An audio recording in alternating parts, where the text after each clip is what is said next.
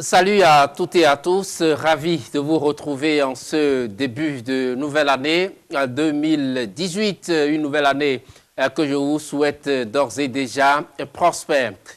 Chers amis téléspectateurs, parlons de la thésaurisation. Il faut dire que la thésaurisation est un terme technique, économique, décrivant le fait de vouloir garder son argent en dehors du circuit économique. La thésaurisation se caractérise par une défiance envers les moyens de paiement scripturaux, écriture en compte bancaire. Eh bien, une accumulation de monnaie pour en tirer un profit ou par absence de meilleur emploi et non par principe d'économie ou d'investissement productif. Plus simplement, c'est le fait d'accumuler de l'argent. La thésaurisation est une préférence pour la liquidité de la part d'agents économiques à des fins de spéculation ou, plus souvent, par manque d'un meilleur emploi. Dans certaines entreprises utilisant la modulation du temps de travail, il est courant de voir, et bien évidemment, de nombreuses heures travaillées, mais pas à toutes payées, au nom de la mensualisation sur une base plus faible d'heures mensuelles. En exemple, un contrat de 100 heures mensuelles avec 120 heures travaillées en réalité.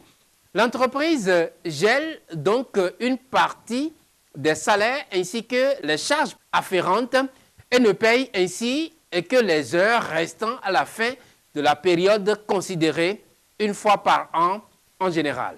Dans ce cas, le mot thésaurisation apporte une touche péjorative puisque l'entreprise n'accumule pas seulement l'argent qu'elle gagne, mais aussi les salaires de ses employés ainsi que les charges sur salaire qu'elle ne paye pas au fur et à mesure. Dans les systèmes de mono ou bimétallisme, la thésaurisation consistait à retirer de la circulation des espèces métalliques dans l'espoir d'obtenir une plus-value en cas de mutation monétaire. Dans les systèmes de monnaie papier ou scripturale contemporains, la thésaurisation consiste à accroître ses avoirs liquides en épargnant plus dans l'espoir d'acheter ultérieurement des actifs plus rémunérateurs. Exemple, des titres obligataires offrant une meilleure rémunération après une hausse des taux d'intérêt. La thésaurisation, qui était une demande de monnaie à des fins de spéculation, est devenue le plus souvent un emploi de monnaie ne trouvant pas d'autre utilisation. Dans le sens commun, la thésaurisation peut désigner une accumulation d'actifs accompagnée de leur retrait des circuits productifs de l'économie. Pendant la Première Guerre mondiale et les années 1920, la thésaurisation des pièces de monnaie en or, argent et bronze conduisit les chambres de commerce des municipalités et des commerçants à émettre une monnaie de nécessité. En 1936, Keynes théorise l'impact de la thésaurisation sur le revenu au moyen de son concept de trappe à liquidité. En deçà de certains taux d'intérêt, la demande de monnaie à des fins de spéculation devient infinie et crée ainsi une rigidité à la baisse des taux d'intérêt. Cette demande de monnaie à des fins de spéculation s'ajoute à la demande de monnaie à des fins de transaction et de précaution qui détermine le niveau d'épargne des agents. Par le biais du mécanisme du multiplicateur, ce surplus d'épargne va diminuer la consommation puis l'investissement du fait d'anticipation négative sur la consommation des entrepreneurs et, in fine, le revenu national. Chers amis téléspectateurs, bienvenue sur E comme écho.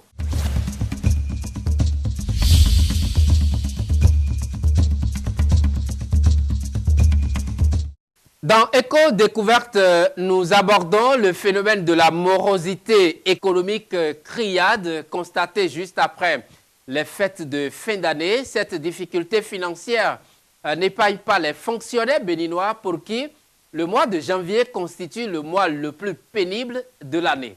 Regardez cet élément pour vous en convaincre. Comme les fêtes sont passées, on avait programmé beaucoup de choses. Donc, sincèrement, je suis sûre que tout le monde n'a plus rien dans la poche pour continuer ce mois-là. Donc, difficilement, on est en train de joindre les deux bouts, tout juste après les fêtes. Tout comme Juliette, plusieurs fonctionnaires sont confrontés à l'aménagement de leurs revenus juste après les fêtes de fin d'année. Hormis quelques cas isolés, les salaires perçus par les agents de l'État autour du 20 décembre ne suffisent plus pour la satisfaction de leurs besoins jusqu'à la prochaine paye du mois de janvier. La fête fait que les dépenses la trompent beaucoup de fonctionnaires. Et ils tiennent compte de la fête et ils dépensent à outrance et finalement les poches sont vides. Je ne dirais pas que c'est le cas au niveau de tout le monde. Pas parce que certains sont plus riches que d'autres, parce qu'il s'agit des fonctionnaires et nous savons que plus votre revenu est grand, plus vos problèmes sont énormes. Il y en a qui,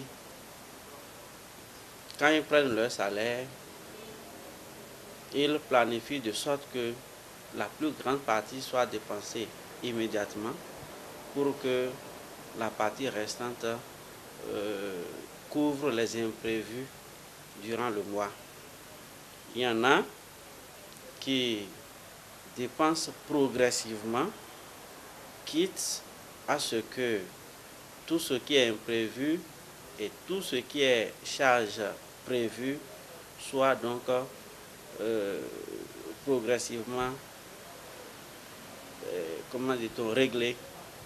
Cependant, une planification judicieuse du revenu pourrait épargner les travailleurs de ces ennuis financiers les premiers jours de la nouvelle année. Ce que je vois en tant que fonctionnaire, l'argent qu'on tourne, on trouve avant les fêtes là, on doit s'arranger et épargner certains et faire de manière que après les fêtes, on ait quelque chose. Si vous savez que le 1er janvier est une fête que vous devrez fêter, à partir du mois de juin, commencez par faire une petite épargne. Une petite épargne, juin, juillet, jusqu'en décembre. Et cette petite épargne, ne serait-ce que 5 000 peut-être par mois, dans ce que vous avez réservé pour les imprévus, bien sûr, vous permettra maintenant de venir à bout donc, des dépenses dont vous aurez à faire face, sinon les dépenses que vous allez couvrir durant donc, ces fêtes-là. Ne faites jamais cette épargne dans la proportion que vous réservez pour les dépenses essentielles. L'achat donc des vivres, tout ce qu'il faut pour la scolarité, tout ce qu'il faut en tout cas pour des dépenses vitales. Ne faites jamais votre prélèvement sur cette proportion. C'est sur des cas d'imprévus. Ce montant que vous devriez réserver pour les cas d'imprévus, c'est sur ça que vous devez jouer. Ne serait-ce que peut-être 2 000, 5 000, ça dépend donc de chaque cagnotte.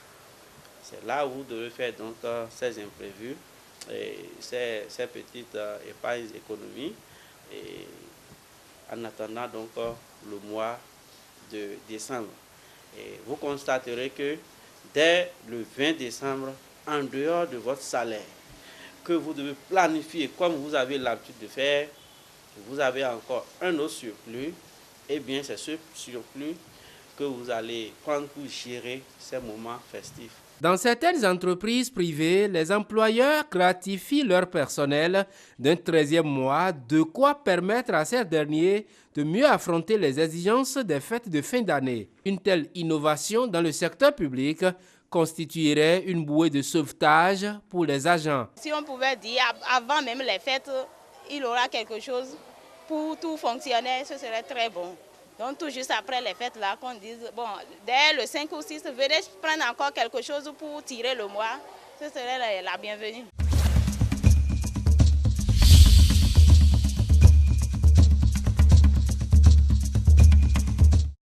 Éco-sciences, amis téléspectateurs, le docteur Draman Abdoulaye nous parle de l'économie de troc. Je vous invite à le suivre.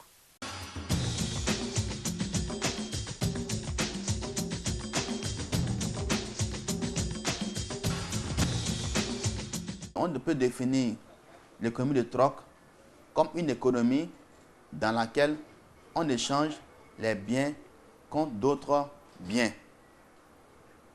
Alors, je prends un exemple. Vous avez deux individus, A et B. L'individu A a des oranges, l'individu B a des mangues. Alors, pour que le troc puisse avoir lieu, il faut que l'individu A qui a des oranges puisse rechercher un individu B qui lui a des mangues, mais souhaiterait avoir des oranges pour que l'échange puisse avoir lieu. Mais pour que l'échange puisse avoir lieu, il faut également s'entendre sur le taux auquel va s'effectuer l'échange. Cela veut dire quoi? Cela veut dire il faut combien d'oranges pour une mangue et vice-versa. Et donc, il y aura une négociation qui va avoir lieu entre ces deux individus de manière à retenir un taux qui convient à chacun des intervenants dans l'échange.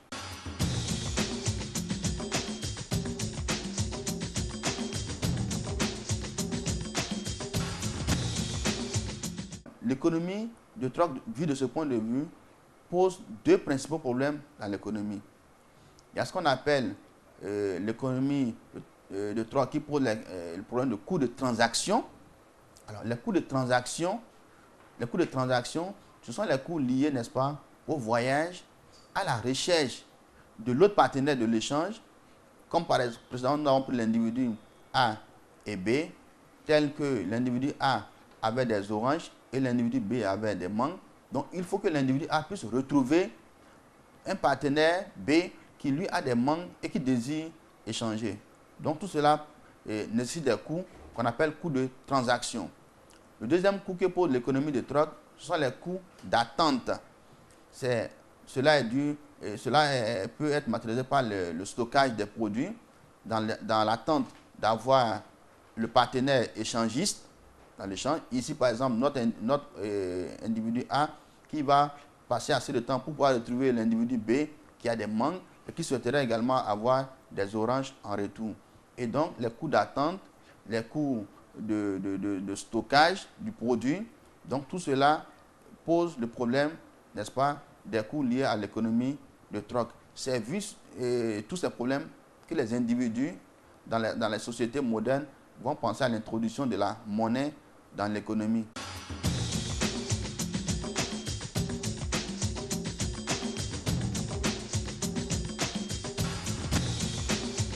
Selon la littérature économique, nous pouvons avoir quatre approches de définition de la monnaie.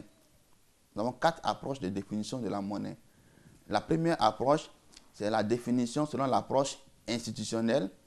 La seconde approche, c'est la définition selon l'approche fonctionnelle.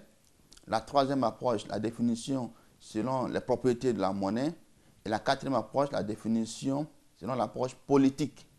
Alors, s'agissant de la première approche, disons que selon la définition fonctionnelle de la monnaie est le moyen d'échange grâce auquel l'achat immédiat de tous les biens, services, titres est possible sans coût de transaction ni coût de recherche.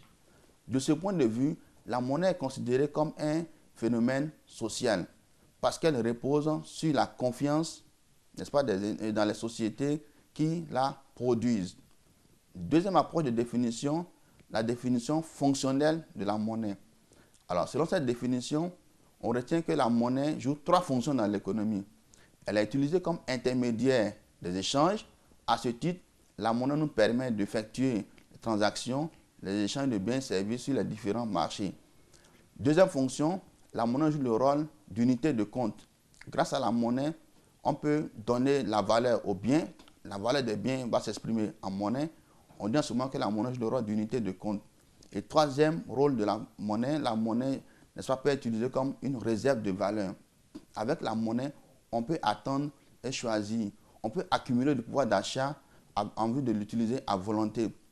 C'est pour cela qu'on dit que la monnaie, n'est-ce pas, joue le rôle de réserve de valeur. La définition de la monnaie selon ses propriétés. Alors, selon cette approche, la monnaie est définie comme étant un bien dont la valeur relative est la plus stable et qui présente la supériorité absolue sur tous les autres biens pour conserver le pouvoir d'achat et minimiser les risques. Et dernière approche de définition, c'est la définition selon l'optique politique. Alors, selon les auteurs de cette approche, la monnaie n'est pas uniquement un sujet technique, mais politique, qui touche, n'est-ce pas, à la souveraineté et à l'indépendance des pays. Et donc, selon cette approche, la monnaie peut être utilisée comme un instrument de domination politique et économique.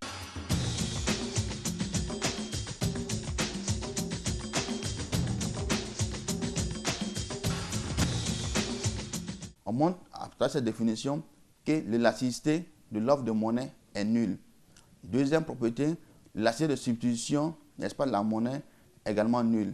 Et troisième propriété, si le volume de monnaie dans l'économie est, n'est-ce pas, insuffisant, la baisse des prix ne permet pas d'augmenter la valeur réelle de la monnaie.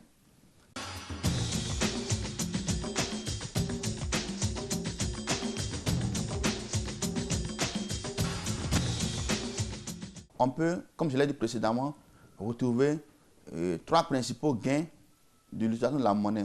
Le premier gain, c'est que la monnaie permet la réduction des coûts d'obtention de l'information. Deuxième gain, la monnaie permet l'accroissement du temps pour d'autres activités, n'est-ce pas, économiques que l'on pourrait mener. Et troisième gain, la monnaie, n'est-ce pas, permet de séparer dans le temps l'acte d'achat et l'acte de la vente. Voilà globalement trois gains que l'on peut trouver lorsqu'on utilise la monnaie.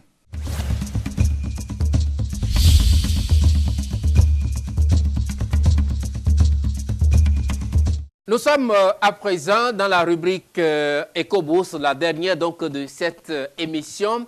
Au Maroc, il faut dire que la première semaine de cette année 2018 s'est terminée au beau-fixe sur le marché action.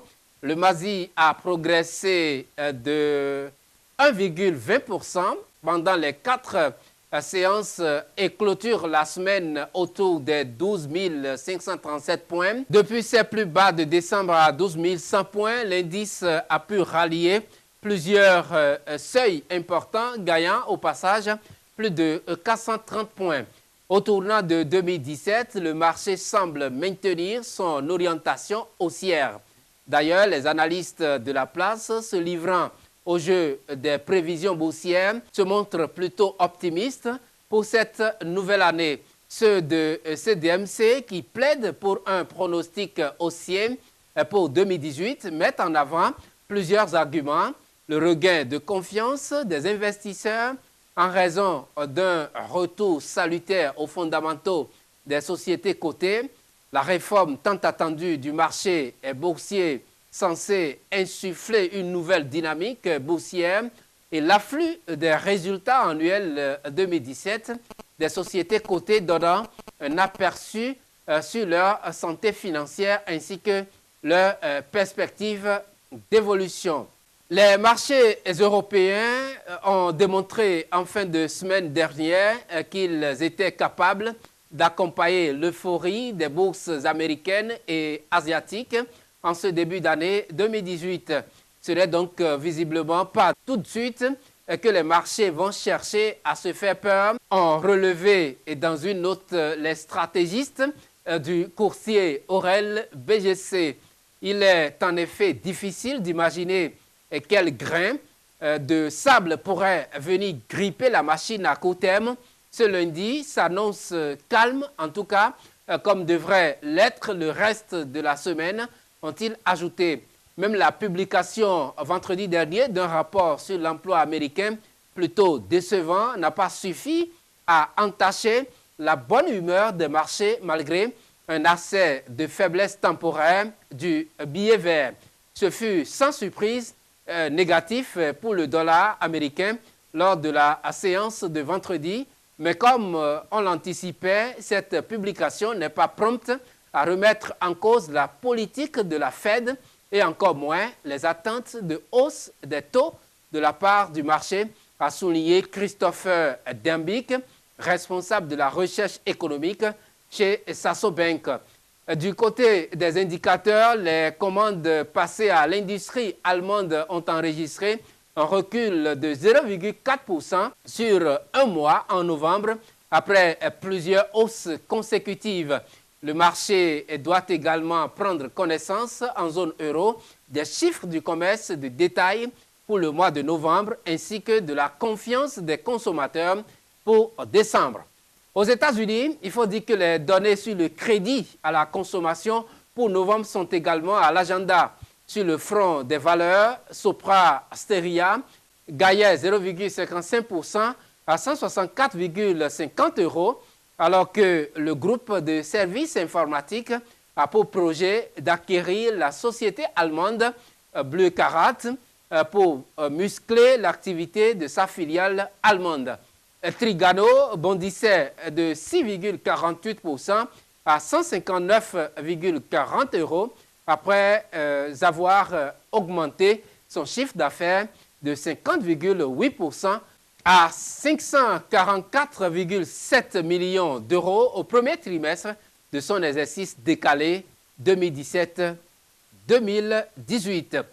Sanofi engrangeait de son côté 0,50% à 74,73 €. Le groupe pharmaceutique et son partenaire américain Alnylam ont annoncé dimanche soir une réorganisation de leur alliance avec une nouvelle répartition dans le développement de leurs candidats médicaments. Voilà, monsieur, ce sera tout pour le compte de ce numéro de votre émission Ecom Eco. Merci d'avoir été des nôtres. À très vite.